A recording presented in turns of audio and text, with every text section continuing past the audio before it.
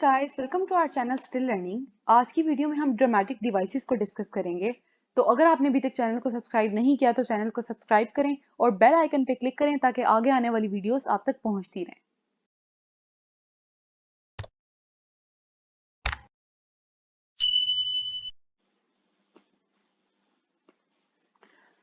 Dramatic devices होती क्या हैं?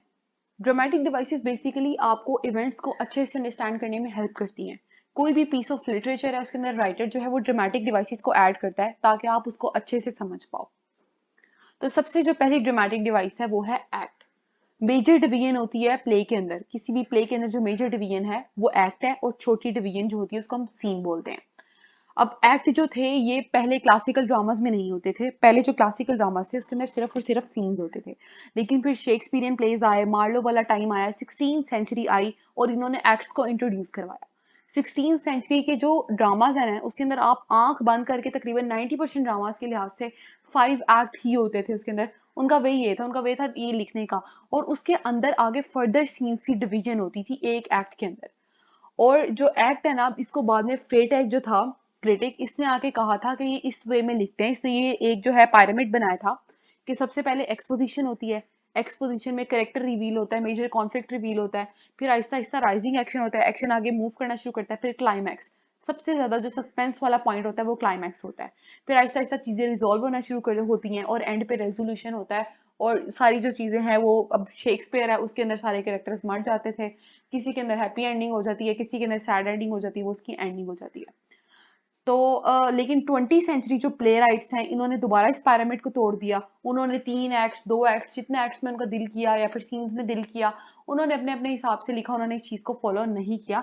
लेकिन जो 16th सेंचुरी के प्लेज हैं उसके अंदर मोस्टली यही चीज फॉलो की जाती है। Then there are scenes. अब सीन्स जो है वो स्मॉलर डिवीजन है प्लेस की, ठीक है। और क्लासिकल ड्रामा के अंदर सिर्फ और सिर्फ सीन्स ही हुआ करते थे। आप इडिपस उठा के देख लो, उसके अंदर आपको एक्ट नहीं मिलेगा, उसके अंदर सिर्फ और सिर्फ सीन है।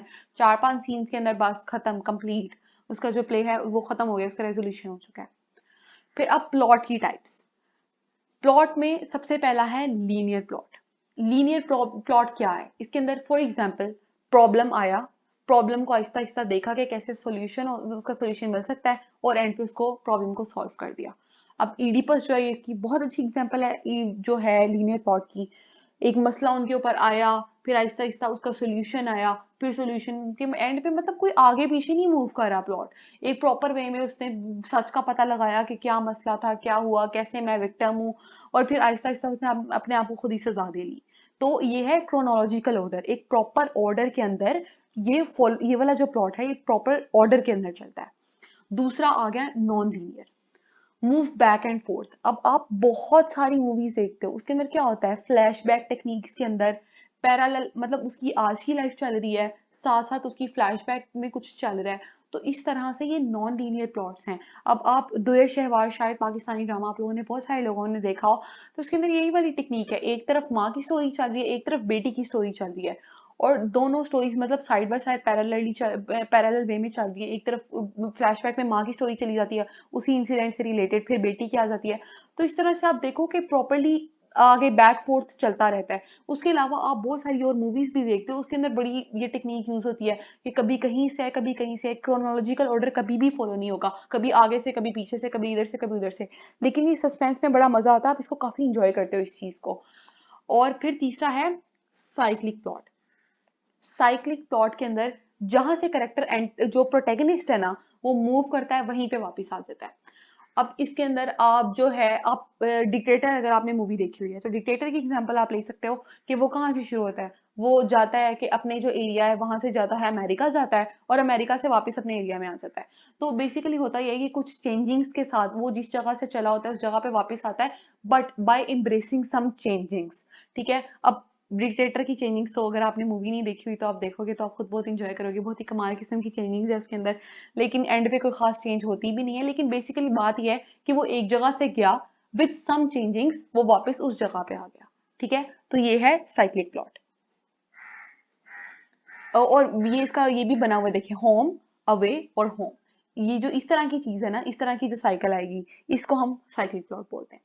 फिर आगे करेक्टर्स। अब करेक्टर्स की कौन कौन सी टाइप है? Dynamic and ground. अब ये जो है ना, इनके अंदर, इनके करेक्टर के अंदर चेंज आता है शुरू से एंड तक। इडिपस शुरू में एरोगेंट था, शुरू में वो बड़ी, उसको जल्दी लगी होती थी हर चीज के अंदर, लेकिन आप अगर इसकी ट्रायोलॉजी उठा के देखते हो तो एंड तक वो इतना हम्बल हो चुका होता है कि उसको प्रॉफिट का दर्जा मिल जाता है।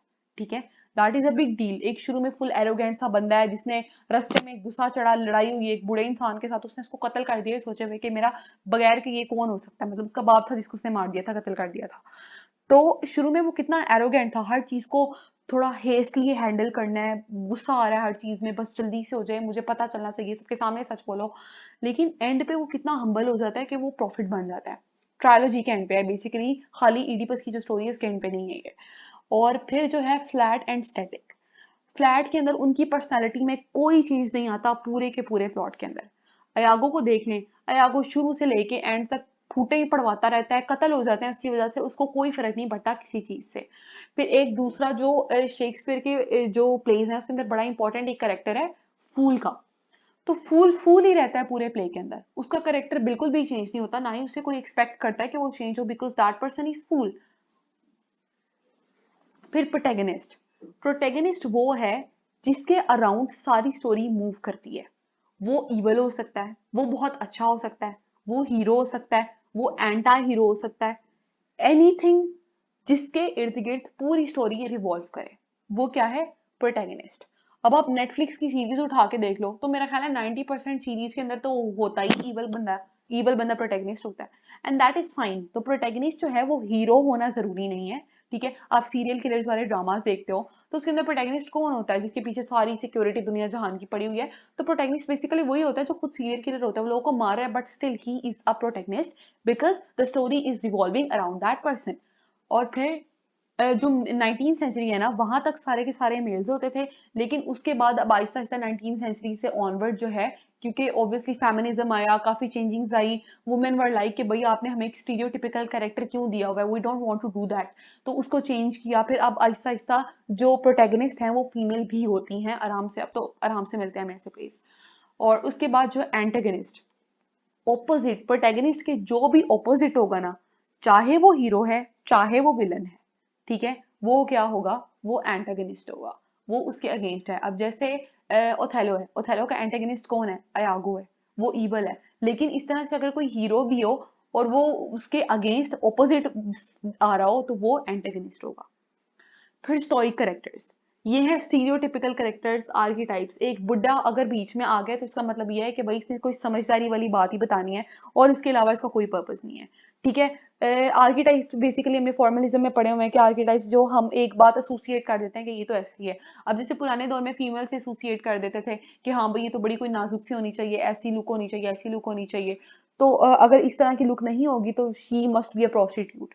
ठीक है, तो इस तरह की चीजें वो जो हम एसोसिएट कर देते हैं सर्टेन कैरेक्टर्स के साथ कि इसने तो ऐसा ही होना है, दैट आर स्टोइक कैरेक्टर्स। अगर उसको यूज करता है राइटर अपने जो ड्रामा है या जो भी उसकी चीज है उसके अंदर। अब फिर आ जाता है फॉइल कैरेक्टर्स। फॉइल कैरेक्टर वो हैं जिनकी सेम सिचुएशन होती है प्रोटैगनिस्ट के साथ, दोनों एक ही सिचुएशन से सफर कर रहे हैं, लेकिन दोनों जो है वो उसको डिफरेंट वे में हैंडल करते हैं। अब क्रियोन और इडिपस को देख लें, क्रियोन को अंदाजा हो गया था कि जो इडिपस है इसने मारा है। ठीक है, ये इसने जो है वो उसके किंग को मारा था और बेसिकली ये डिफाइलमेंट है उस कम्युनिटी के अंदर, इसको निकालोगे तो सब कुछ ठीक हो जाएगा। लेकिन he was humble, he was like कि नहीं अंदर चल के बात करते हैं, ऐसे बात नहीं करने की जरूरत है, हमें अंदर चलना चाहिए हमें।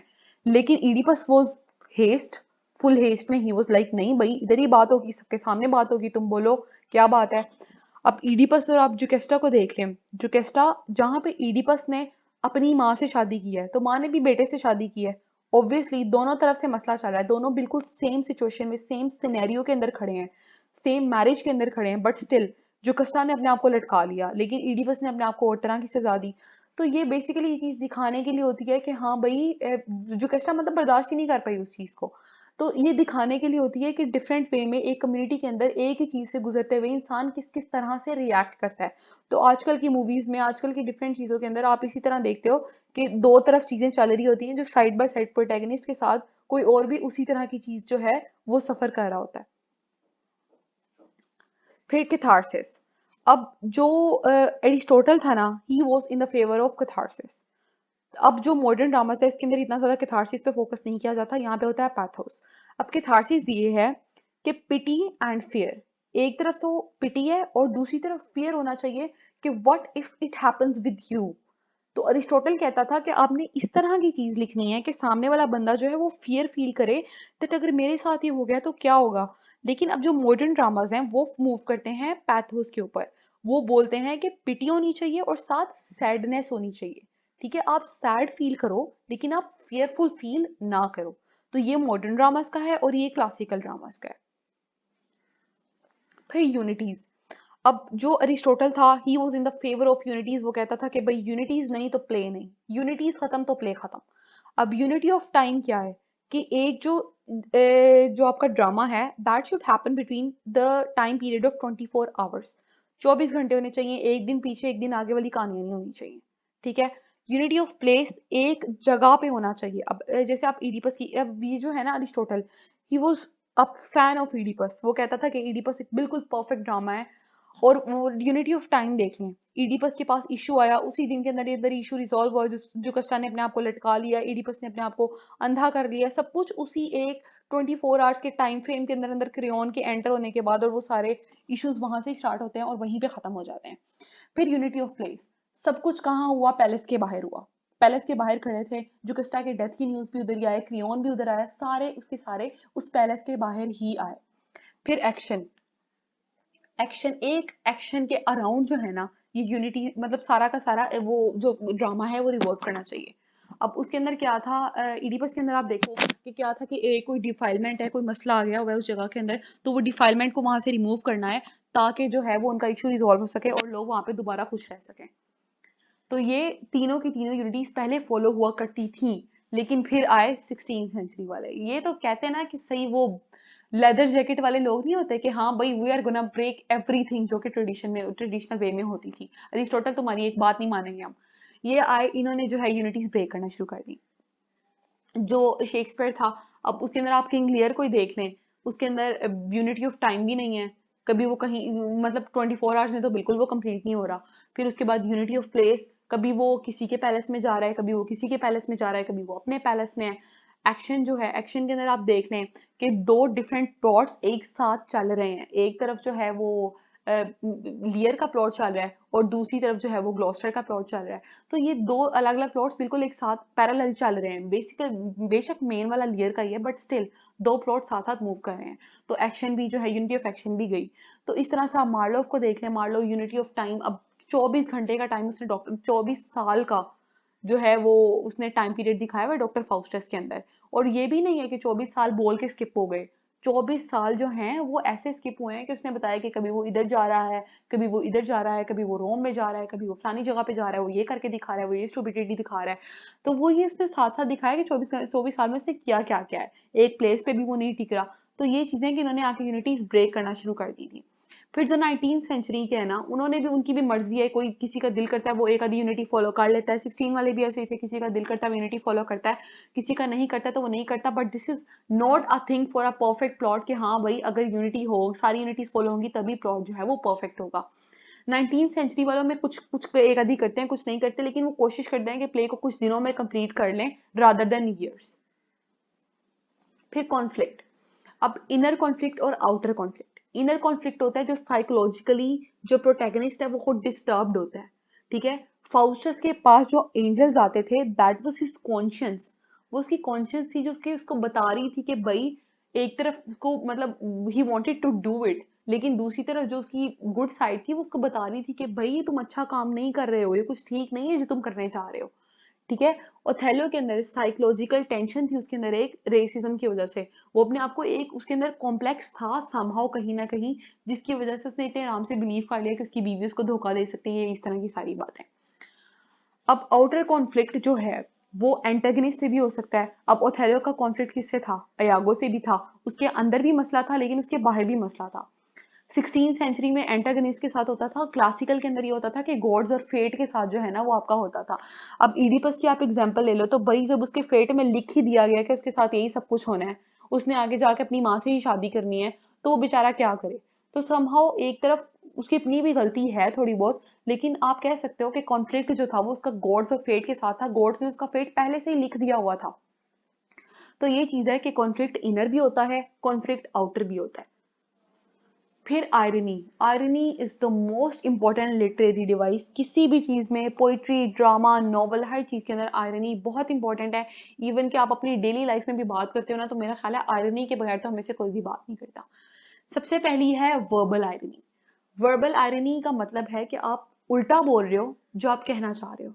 अब सामने एक लड़की आ रही है, शी इज हेल्दी, और मैं उसको बोलूं यार तुम तो बड़ी पतली लग रही हो, ठीक है, तो ऑब्वियसली मैं उसको टोंट मार रही हूँ, मैं उल्टा कहना चाह रही हूँ लेकिन मैं उल्टा बोल रही हूँ। कोई अच्छा नहीं लग रहा मुझे, लेकिन यार तुम तो बहुत ही अच्छे लग रहे हो। तो ये जो बहुत ही अच्छे से समझ आ रही है कि भाई उसका मतलब ये नहीं है जो वो कहना चाह रहा है। फिर situational, opposite of what audience think, उल्टा हो जाता है जो कि ऑडियंस सोच रही होती है। अब सिचुएशनल के अंदर देखो कि आप इमेजिन करते हो कि भाई इनकी तो हैप्पी एंडिंग होगी, एंड पे ये होता है कि जी हीरो या हीरोइन मर जाती है। तो ये चीज है, खलीलुर रहमान कमर अगर किसी को पता है तो उसके तो सारे ड्रामों के अंदर आपको पता है कि हीरो ने मार जाना होता है, लेकिन वो समहाउ आपको आइडिया है। लेकिन आप प्यारे अफजल आपने देखा हो तो उसके अंदर वी वर इमेजिनिंग कि नहीं भाई ये बचेगा, ये ऐसा नहीं हो सकता, it everything is gonna be fine. सब कुछ अच्छा एंड होते होते एकदम से एंड पे करेक्टर मार गया, मेन करेक्टर मार गया। तो वो क्या हुआ, वो ऑपोजिट हो गया, जो कि हम सोच रहे थे उससे बिल्कुल उल्टा हो गया, तो वो भी आयरनी है। फिर आती है ड्रामेटिक आयरनी। ऑडियंस को ज्यादा पता है करेक्टर से। अब ऑडियंस को कैसे ज्यादा पता है, अब आप देखो अयागो जो है, अयागो सलीलिकी अकेले खड़े होकर वो बता रहा होता है कि हाँ भाई मैं ये करूंगा, मैं ये करूंगा, मैं इसको ऐसे आगे लगाऊंगा। वो दूसरे करेक्टर से बात कर रहे हैं, लेकिन अब वो दूसरी तरफ ओथेलो को नहीं पता कि वो दूसरे करेक्टर्स के साथ मिलकर उसके अगेंस्ट क्या प्लान कर रहा है, या वो अकेला खड़े होकर उसके अगेंस्ट क्या प्लान कर रहे हैं। ऑडियंस को पता है, audience is more knowledgeable then Othello. ठीक है, ओथेलो को नहीं पता, वो उसको ऑनेस्ट ऑनेस्ट ऑनेस्ट बोली जा रहा है। अब ये सोलिलिकी आ गई। सोलिलिकी बेसिकली ये होती है कि एक करेक्टर स्टेज पे खड़ा होके अपने सेल्फ को रिवील करता है। अपने इसके अंदर उसका कोई प्लान भी हो सकता है, ये मतलब आप कह सकते हो कि प्लॉट को आगे चलाने के लिए भी यूज हो सकती है, फोर शैडोइंग के लिए भी यूज हो सकती है, करेक्टर के इनर सेल्फ को रिवील करने के लिए भी यूज हो सकती है। तो वो खड़ा होके अपने जो थॉट्स हैं, अपना जो भी उसका सारा सीन है, सिनेरियो, वो खड़ा होके ना साइड पे बताता है, ये अज्यूम करते हुए कि आसपास उसका कोई करेक्टर नहीं सुन रहा लेकिन ऑडियंस सुन रही है, तो वो अपने थॉट्स में काइंड ऑफ खड़ा होकर बात करता है। उसको हम सोलिलिकी बोलते हैं। शेक्सपियर तो तकरीबन हर किसी में यूज करता है, जो इसके शेक्सपियर के विलन्स हैं। अब उसके अंदर आप एडमंड को देख लें, एडमंड जो है वो सोलिलिकी उसके अंदर आई हुई है। जो है अयागो है वो अकेले खड़े होकर बात करता होता है। ड्रामेटिक मोनोलॉग, ड्रामेटिक मोनोलॉग ये है कि एक जो बंदा है, जो एक करेक्टर, डायलॉग बेसिकली होता है जिसके अंदर दो लोग बात करते हैं, लेकिन मोनोलॉग के अंदर सिर्फ एक बंदा बात करता है। वो एज्यूम करता है कि सामने साइलेंट लिसनर है और वो अपनी सारी बातें बताता चला जाता है। माई लास्ट डचेस पोइम है रॉबर्ट ब्राउनिंग की। इसके अंदर उसने एज्यूम किया हुआ है कि सामने एक साइलेंट लिसनर खड़ा हुआ है और वो उसको सारी बातें बता रहा है कि ये देखो, ये वॉल के ऊपर मेरी बीवी की पिक्चर है, ये बड़ी कोई, मतलब बड़ी क्या मैं उसको बोलूँ, प्यारी सी थी, एलिगेंट सी थी, लेकिन ये फिर जी मर्दों को बड़ा इनवाइट करती थी। आहिस्ता आहिस्ता उसने सारी चीजें रिवील की हैं कि हाँ भाई फिर मैंने हुक्म दे दिया कि इसका कत्ल कर दो, all smile stop all together. तो ये सारी जो लाइन है उसकी, आपको पूरी स्टोरी काइंड ऑफ समझ में आती है, लेकिन उससे बात इस तरह से की है जैसे सामने एक साइलेंट लिसनर है और वो सारी बात उसको बता रहा है। तो इसको बोलते हैं ड्रामेटिक मोनोलॉग। तो ये मेरा ख्याल है कि सारी की सारी जो इंपॉर्टेंट चीज़ें जो मुझे लगी हैं वो हमने आज की वीडियो में डिस्कस कर ली हैं। अगर आपको वीडियो पसंद आई है तो वीडियो को लाइक करो और चैनल को सब्सक्राइब करो।